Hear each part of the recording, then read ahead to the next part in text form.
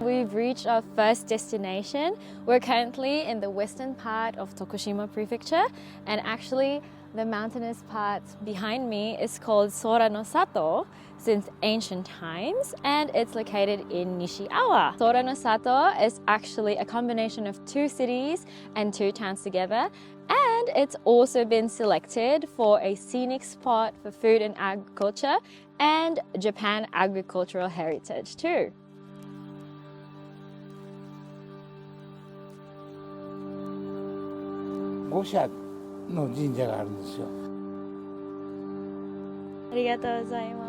So right now we're in an old shrine in Nishiawa, and according to the gentleman I got to talk to earlier, they have around 5 in the area, and this one is the Suwa Jinja. It's just so peaceful right now here. It's so calming. I feel so rude even talking. I feel like I should be meditating right now. If you go over there, you can actually pray as well and ring the bell and just say thanks and say your prayers to the gods of this shrine. And even if you're not religious, I'm not religious at all, but just to pay respect as well that we're also here in this beautiful area.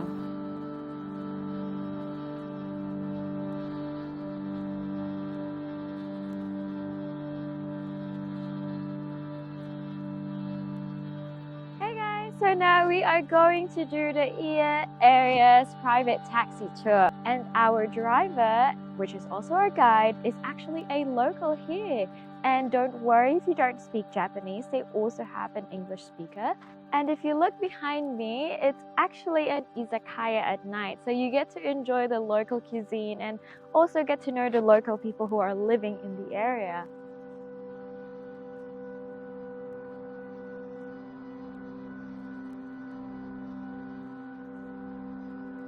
Behind me is the Iya River, which runs 45 kilometers, and it actually connects with the Yoshino River. It sounds like the water is so strong, but when you look at the water, it looks very still, which is weird.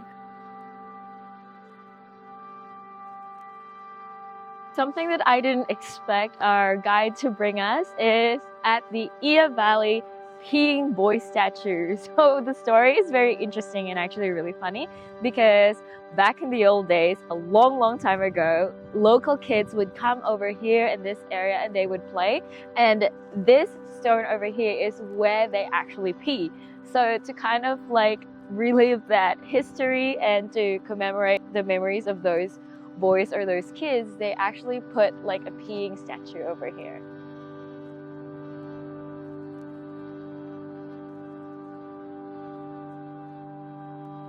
So now Mr. Taxi Guide brought us to a hotel, and it's actually the Iya no Onsen. And in this hotel, they actually have a cable car that brings you down to an open air bath. Isn't that so cool?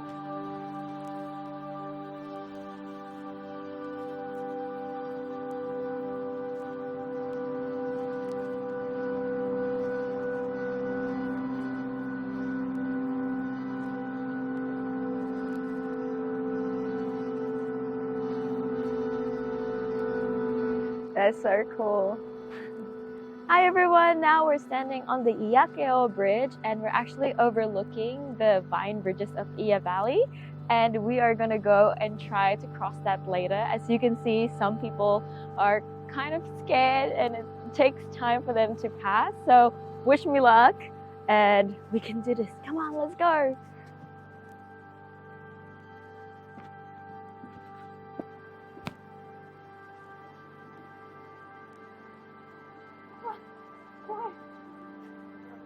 And now we're here, guys. We are in the Kazurabashi Bridge, and it's actually one of the 3 most rare bridges in Japan because it's made out of vine. So how this became to be, there were actually like 2 different stories, and one of them is the defeated Heike soldiers actually made this bridge because it's easier for them to cut it off if their enemies pursue them again. And the other story is that it's actually built by Buddhist monk to assist villagers to cross along these valleys. So wish us luck because it's quite scary.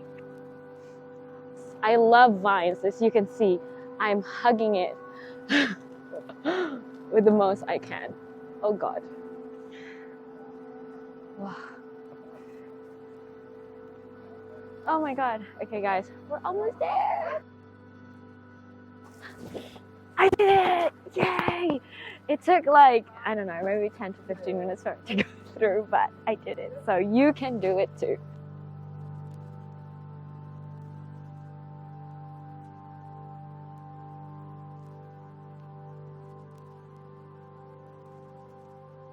We're having a little snack because, you know, I got so stressed that I got so hungry.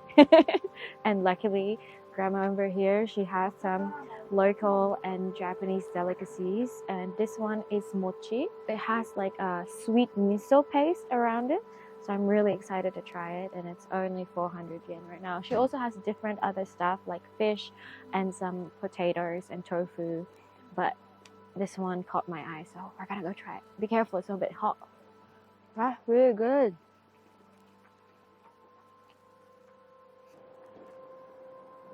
We are now here in this gorgeous Biwa Falls, and it is actually said that the fugitives of the Heike clan used to play the Japanese lute, or biwa, the name of the falls, around this area while they're nostalgically singing some songs. Isn't that cool? I just really love how this place has a story and like a history tied to it. And it really amps up the experience while you're here. Plus you're around nature, so it's really nice and refreshing, like as a break from the city.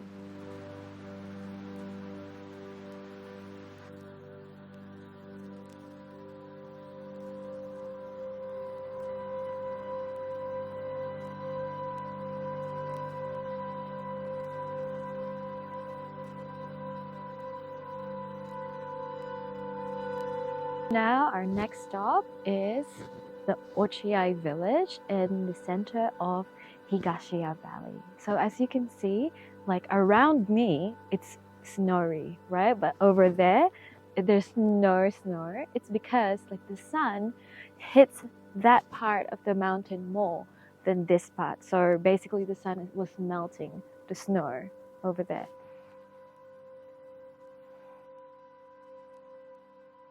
And now we are actually standing in the Ochiai village itself. And behind me is the Nagaoka Ke historic house.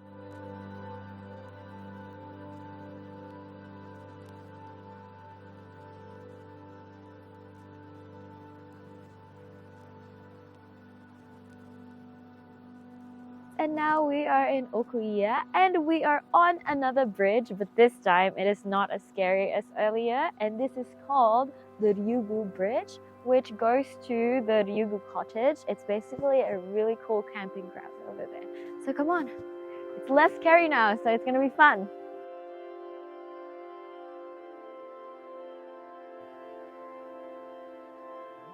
So when you guys come visit this place and you love woodsy areas, you can actually stay in one of these cottages over here. So you can choose from that one or that higher house area as well. So I think it's perfect for people who just love listening to the trees and just having a very peaceful place and away from the city.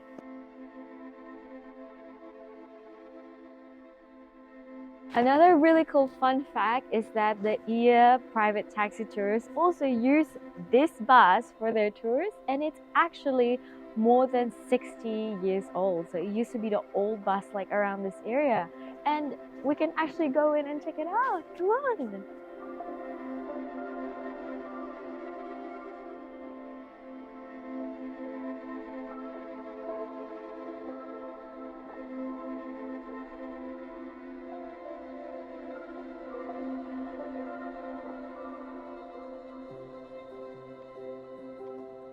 And that's a wrap for our private taxi tour. It was so fun and our guide was so helpful and he was really great.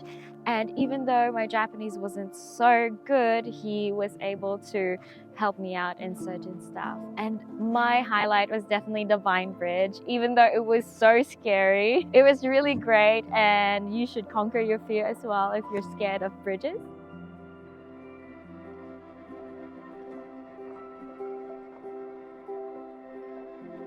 After our private taxi tour, we are so hungry, and thankfully our guide was kind enough to give us a really good restaurant recommendation, and it's called Iya Bijin, and they specialize in iya soba. So I'm so excited to try it out. So let's go, guys. It smells so good. So I got a shishi soba, or in English, it's the wild boar kake soba. So I'm really excited to try that. But before that, we have here the teko mawashi.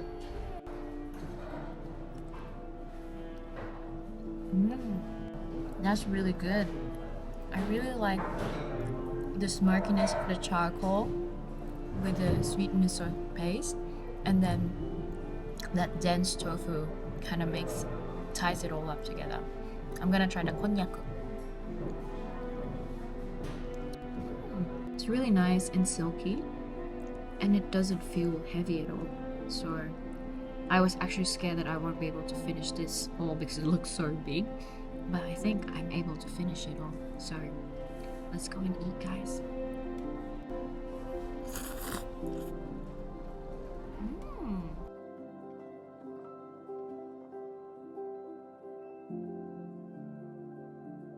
So this hotel behind me is called Obokekyo Manaka, which is located in the middle of Shikoku.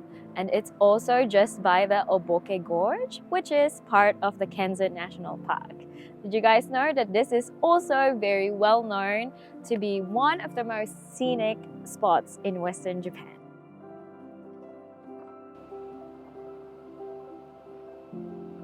And now we're at the famous river in Nishiawa, Miyoshi City, called the Yoshino River, or for the locals, it's the Saburo Shikoku. And with this river, you can also do water sports like water rafting, canoeing, wakeboarding. So come and look at it. It's so beautiful.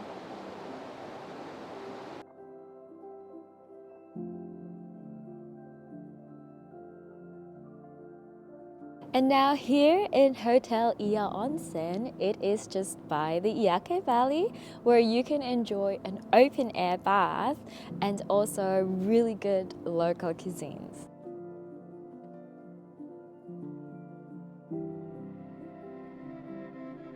And now we are at the Miyoshi City downtown.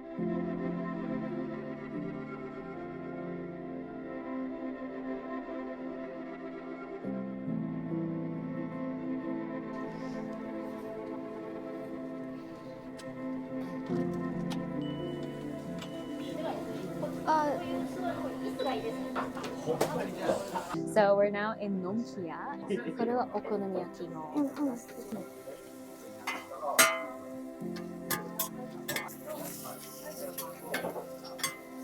Just mixing all of the ingredients together. Oh, that's a new technique. I didn't know that you would cook like a meat first before.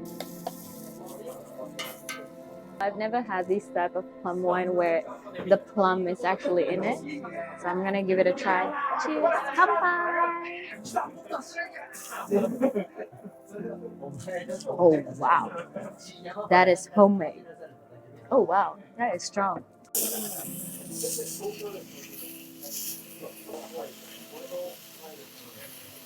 Wow, that was so fast. Itadakimasu.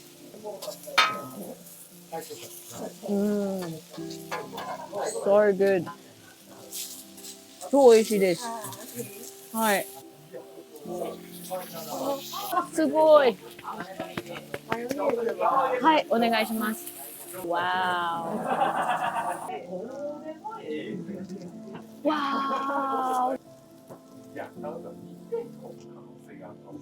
So good.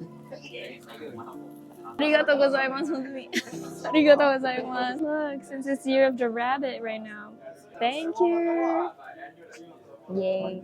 So you guys, when you guys visit this area, I highly recommend this restaurant. Plus, it's been here for 22 years, so you really know how amazing and how passionate the people are, and the food, the quality is just so great, and the portion sizing, the price as well, and the service really amazing. Now I am so full, and we just finished eating a really good meal from Nongkia, and the lady who owned the restaurant, she was really nice, and she even gave us like this cute tissue box, and that's so sweet of her.